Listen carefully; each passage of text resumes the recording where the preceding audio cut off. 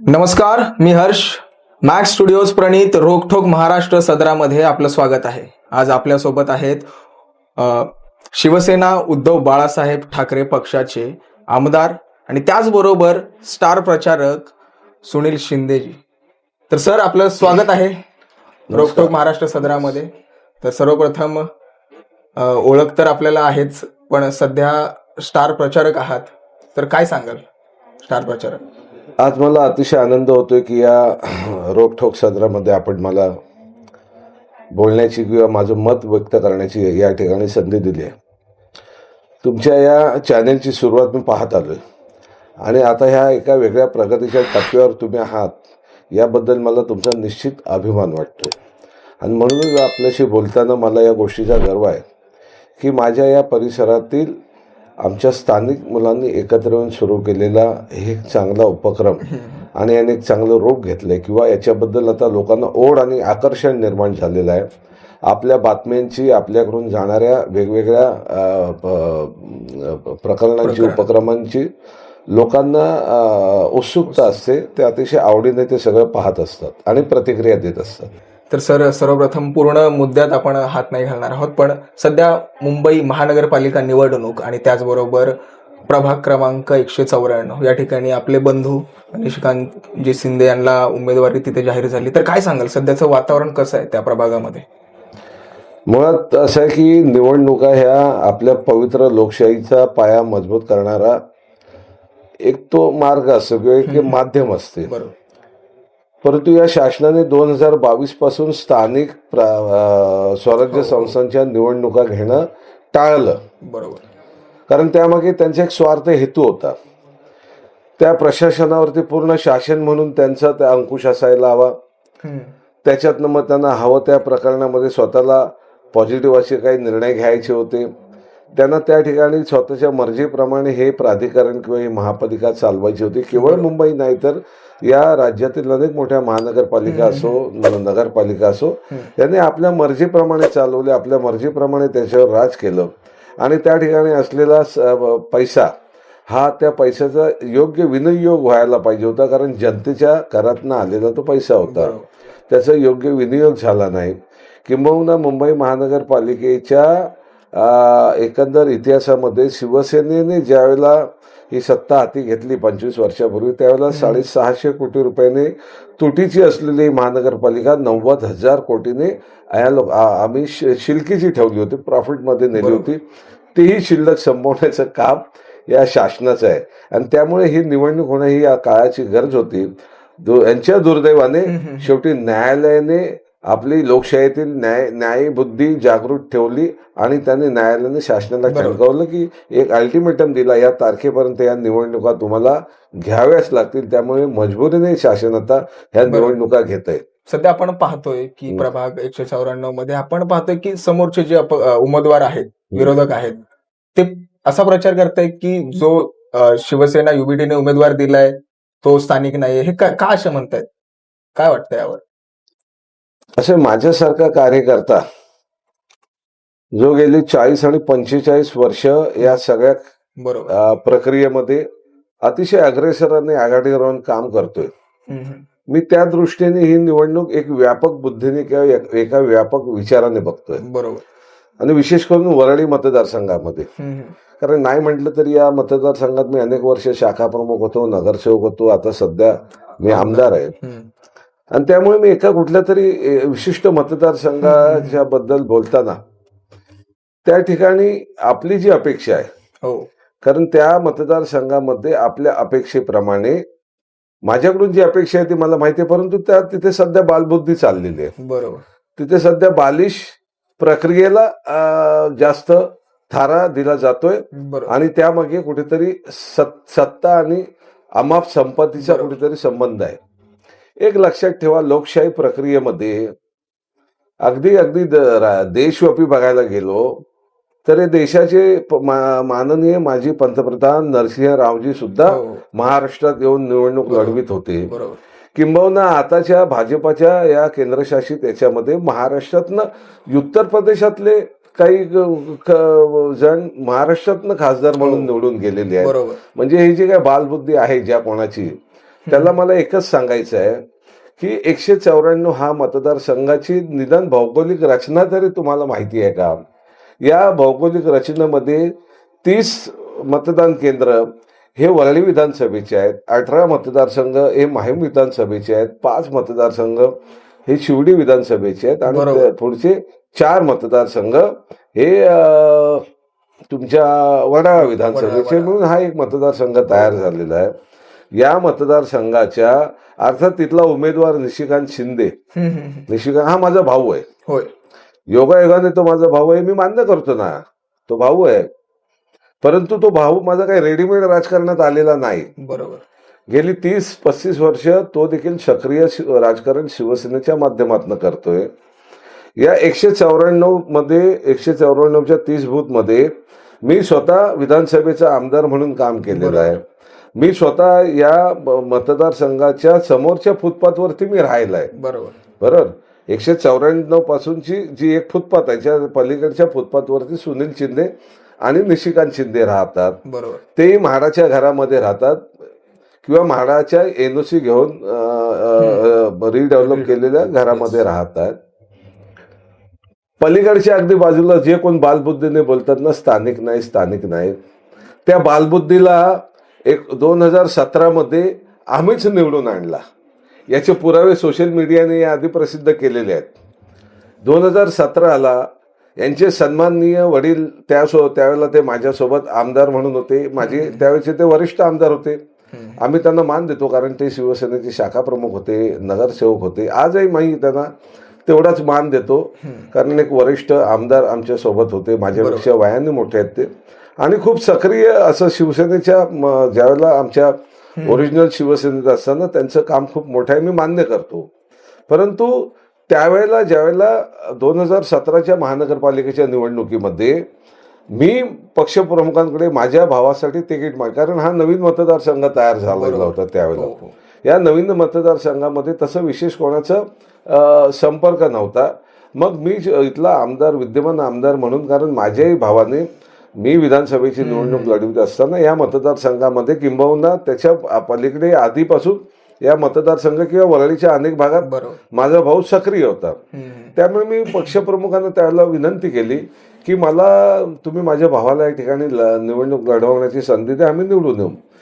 त्याच वेळेला माननीय त्यावेळेचे माहीमचे किंवा दादर मतदारसंघाचे विद्यमान आमदार सदा सरवणकरजी हे सुद्धा आपल्या मुलासाठी माननीय पक्षप्रमुखांकडे तिकीट मागत होते.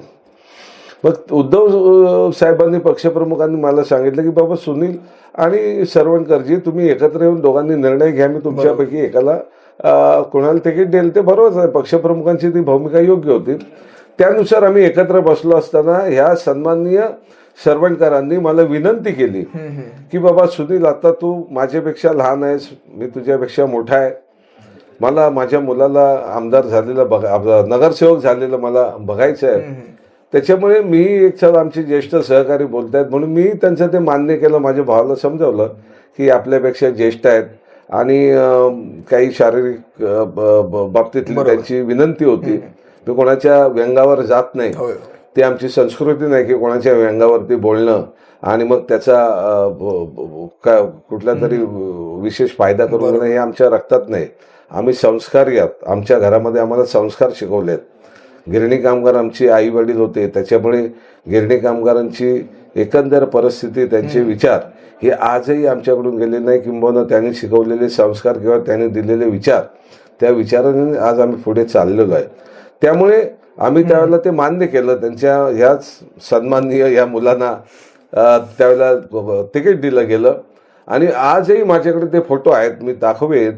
त्या संपूर्ण प्रचारामध्ये या वरळीच्या 30 बूथमध्ये निशिकांत शिंदेच्या रोज ते संपर्कात असायचे की तूच इकडचं मुख्य आकर्षण आहेस, तूच मला मदत कर. आणि निशिकांत शिंदेनी या वरळीमध्ये पूर्ण या त्यांच्या निवडणुकीची सूत्र हलवली आणि त्यांना त्यावेळेला जेमतेम ते 250 मतांनी निवडून आले. लक्षात ठेवा, जेमतेम 250 मतांनी निवडून आले. कारण समोर आजचे विद्यमान शिवसेनेचे आमचे आमदार महेश सावंत हे अपक्ष लढत होते. त्यांनी फेस आणला होता या माणसाबरोबर, 200 त्यांनी फेस आणला होता. अर्थात त्यावेळेलाही पैशाचा खूप वापर यांच्याकडून झाला ठीक आहे, आम्ही जरी त्यावेळेला माझ्या पक्षात असले तरी मी ते त्यावेळेचं बोलायला काही मी घाबरणार नाही. त्यावेळेला संपत्तीचा खूप वापर केला त्याने, ते आपल्या मुलाला निवडून आणलं. आणि जर त्यावेळेला तुम्हाला आम्ही चालतो, मग आता आम्ही बाहेरचे कुठे? आजही दादर प्रभादेवी मतदारसंघातले रोजच्या रोज वेगवेगळी मंडळ असतील, रोजच्या रोज वेगवेगळे सामाजिक संस्था असतील, वेगवेगळ्या नागरी समस्यांसाठी लोक किंबहुना सुनील शिंदेपेक्षा निशिकांत शिंदेकडे अनेक वर्ष येत आहेत, काम करतायत. त्यामुळे आजच्या या निवडणुकीमध्ये जे काय आमच्याबद्दलचं एक पॉझिटिव्ह वातावरण तयार झालेलं आहे, त्याला कारणच तेच आहे की आम्ही पूर्वीपासून जनतेच्या संपर्कात आहोत. लक्षात ठेवा, आम्ही ज्या घरात पूर्वी राहत होतो त्याच घरात आजही राहतोय. ज्या इमारतीत आम्ही राहत होतो त्या इमारतीत आजही आम्ही राहतोय. आम्ही 64व्या मजल्यावरती राहायला गेलो नाही. 64व्या मजल्यावरती राहून मला जनतेची आणि माझ्यामध्ये अंतर तयार करायचं नाही. आम्हाला ज्या घरात राहतो त्या घरात आम्ही सुखी आहोत. त्या घरात माझ्या विभागातील जनता येते, मला भेटते, त्यांची गाराणी म्हणते, याच्यात मी आनंदी आहे. आणि त्यामुळे अशा तऱ्हेनं तुम्ही जे काय 194 बद्दल काय हा सगळ्या गोष्टीचा विचार करताय, तो विचार हा बालबुद्धी लोकांच्या मनामध्ये, जनतेच्या मनामध्ये नाही. जनता कामासाठी आम्हाला, जनतेने त्यांच्या विकासासाठी आम्हाला स्वीकारलेला आहे, तसा कौल त्यांनी आम्हाला दिलेला आहे. उद्याचा फक्त अंतिम निर्णय ही फक्त एक प्रक्रिया आहे. याच सेगमेंट मधला शेवटचाच प्रश्न असा आहे की ही जी लढत आहे ती पूर्णपणे दुहेरी मानली जाते, पण नक्कीच एकीकडे आपण पाहतोय धनसंपत्तीने बलाढ्य आणि एकीकडे सर्वसामान्य चाळीत राहणारे कार्यकर्ते. काय वाटतंय एकंदरीत काय होऊ शकतं? मला कधी कधी हसायलाही येते आणि कधी कधी मला चिडही येते. ज्या मुलाचं वय अजून 40 वर्ष नाही, ज्याने 2017ला निवडणुकीचं नामांकन पत्र भरत असताना स्वतःची प्रॉपर्टी 9 कोटीची दाखवली होती, त्याची प्रॉपर्टी आज 47 कोटीची त्याने अधिकृतरित्या डिक्लेअर केलेली आहे 8 वर्षात. 8 वर्षामध्ये. मी कधी कधी स्वतःबद्दल विचार करतो की मी देखील जवळजवळ 18 वर्ष शाखा प्रमुख होतो, 5 वर्ष नगरसेवक होतो, आता दुसऱ्यांदा आमदारकीची टर्म आहे माझी. परंतु आम्ही स्वप्न जरी पाहिली तरी स्वप्नातही एवढी रक्कम माझ्या अधिकृत किंवा अनधिकृतरित्या माझ्या अकाउंटवर येऊ शकत नाही. ही रक्कम किंवा एवढी संपत्ती येण्याचा मार्ग तरी कुठला आहे, याचा आज मला पडलेला हा प्रश्न आहे. आणि हाच प्रश्न या मतदारसंघातील जनता त्यांना विचारते, कारण जनतेला कळून चुकलंय की आतापर्यंत यांनी आपल्याला कामाची आश्वासनं दिली, परंतु कामाची आश्वासन देत असताना ते आश्वासनं तिथेच ठेवली आणि स्वतः मात्र वेगवेगळ्या विकासकांना हाताशी धरून त्या ठिकाणी स्वतःची त्या ठिकाणी त्यांनी इमले तयार केले. या जनतेच्या एकंदर प्रतिक्रियेवरून, जनतेच्या एकंदर त्यांच्याबद्दलच्या असलेल्या रोषातून दिसून येते. बरोबर. एकंदरीत आता हा तर सेगमेंट संपवलाय, पण सध्या थोडं पाठी जाऊया कोरोना काळामध्ये. त्यावेळी तुमची पूर्ण वरळी मतदारसंघामध्ये अजून एक सांगतो, थांबा, संपवूया नको, आता विषयाला हात घातल्यामुळे सांगतो. बरोबर, पूर्णपणे यांनी यांच्या त्या नॉमिनेशन मध्ये दिलेला आहे शिवकृपा बिल्डिंग, जुन्या बिल्डिंगचा ऍड्रेस. बरं, शिवकृपा बिल्डिंगचा ऍड्रेस दिला आहे. ती शिवकृपा बिल्डिंग गेली 20 वर्ष डेव्हलपमेंटच्या नावाखाली डिमॉलिश झाली, तोडली गेली. आजही तिथे यांच्या सही कोणी राहायला आलेले नाही. हे मात्र 64व्या मजल्यावर राहतात. 64व्या मजल्यावर राहून एक स्वतःसाठी आणि अन्य कुटुंबासाठी वेगवेगळे फ्लॅट. मग जी बिचारी 20 वर्षापूर्वी शिवकृपाची जी लोक बाहेर गेलेली आहेत, त्यांना इथे आणण्याबद्दल त्यांच्याकडे कुठलाही प्लॅन नाही किंवा ते इथे येतील असं नाही, पण स्वतः मात्र व्यवस्थित राहायला गेले.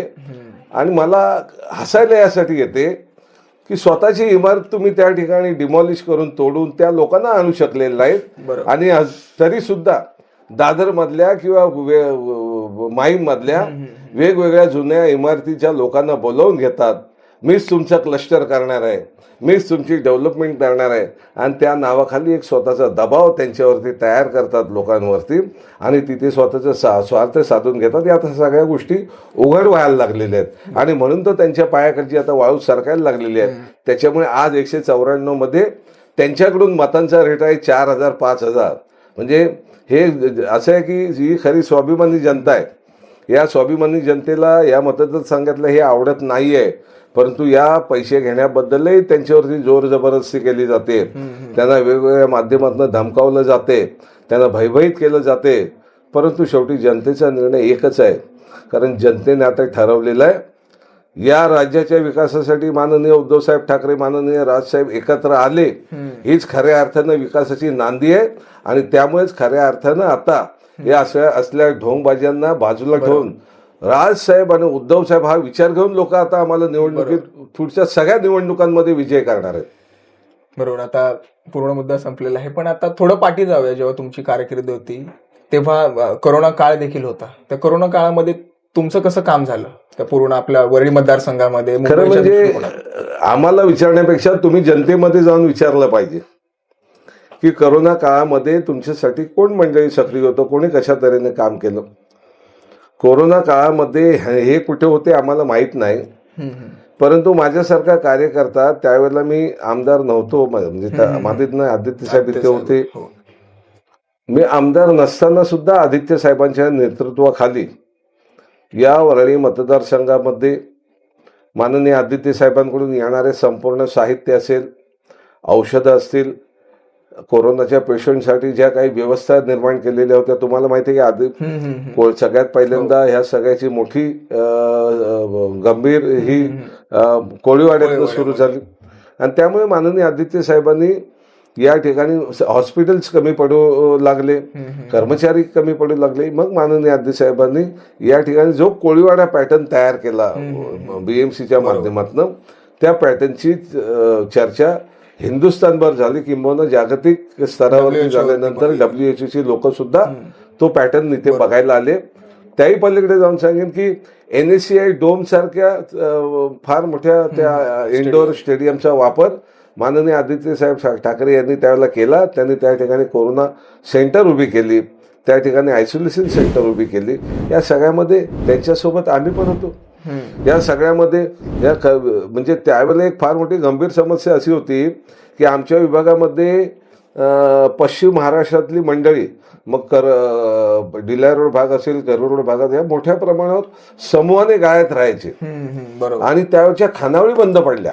बरोबर. कारण शेवटी सगळ्याच वरती प्रतिबंध आल्यानंतर ज्या खानावळीत ही मंडळी 40-50 लोक एकत्र जेवायची, त्या खानावळी बंद झाल्यानंतर त्यांचे जेवणाचे हाल झाले असताना या ठिकाणी शिवसेनेच्या वतीने 4 महिने कंटिन्यू, 4 ते 5 महिने मी सकाळ ते संध्याकाळ त्या ठिकाणी आम्ही मोफत अन्न देण्याची व्यवस्था केली. लक्षात ठेवा, ही सगळी मंडळी त्या ठिकाणी एकत्र शिस्तीने यायची, जेवण घ्यायची, जायची. त्यानंतर मग 5-6 महिन्यांनी शासनाने निर्णय घेतला की ज्यांना आपापल्या गावाकडे जायचंय तशी व्यवस्था केली वगैरे.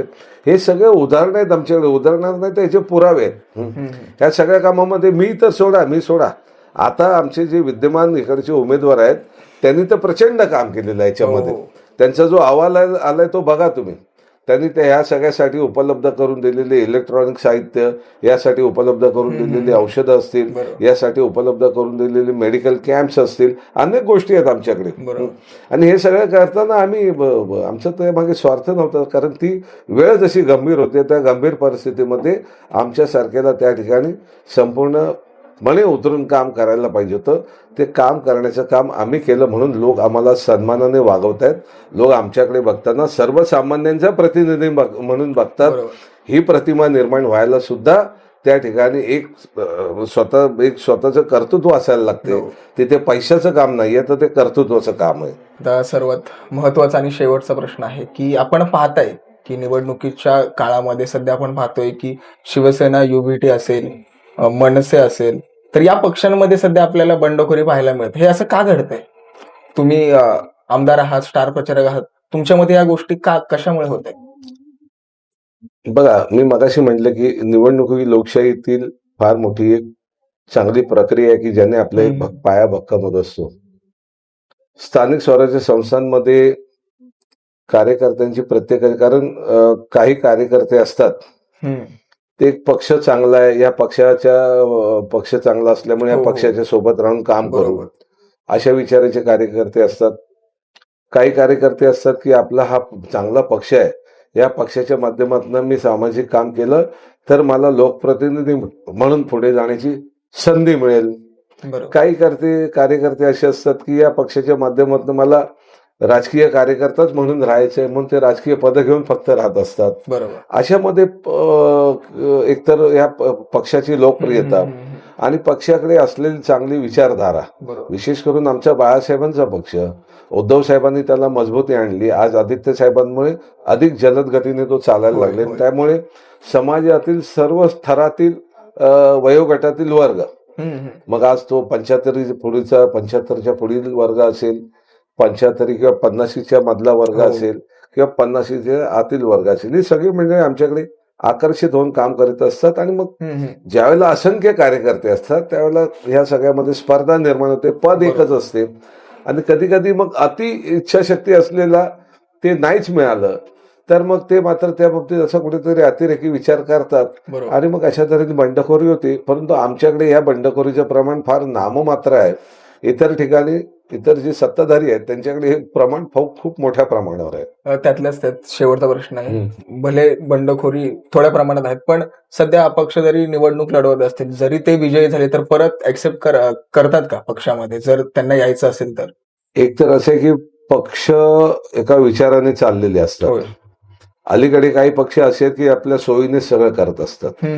म्हणजे एखादा भ्रष्टाचारी दुसऱ्या पक्षातल्याला एखादा भ्रष्टाचारी म्हणून त्याला हिणवलं जाते बरोबर. आणि स्वतःची गरज असेल तेव्हा सोयीनुसार त्याला वॉशिंग मशीन मधनं साफ करून आपल्याकडे घेतलं जाते.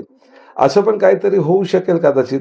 परंतु आणि विशेष करून स्थानिक स्वराज्य संस्था किंवा महानगरपालिकांमध्ये या अशा तऱ्हेने ज्यावेळेला संघर्षाच्या ह्याच्यातनं विजय निर्माण होत असतात किंवा फरकाने निर्माण होत असतात त्यावेळेला मग कुठल्या तरी अटी शर्तीवरती ह्या सगळ्या गोष्टी पूर्ण कराव्याच लागतात.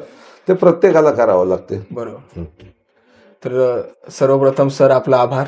आपण जेवढे मुद्दांकून प्रश्न विचारले त्यावर आपण ज्या पद्धतीने भाष्य केले, ज्या पद्धतीने समजावून सांगितले ते खूप खूप महत्वपूर्ण आहे आणि असंच आम्हाला पुढे मार्गदर्शन करत राहाल याबद्दल मॅक्स स्टुडिओ तर्फे आपलं खूप खूप आभार. आपण येथेच थांबूया, रजा घेऊया. धन्यवाद. 2 शब्द काही मॅक्स स्टुडिओ बद्दल? निश्चित मी सुरुवातीलाच म्हटलं ना की तुमच्याबद्दल मला अभिमान आहे. तुमचा आदर्श इतरांनी घ्यावा अशा तऱ्हेने तुमची वाटचाल आहे आणि याकरता सतत माझ्या शुभेच्छा राहतील.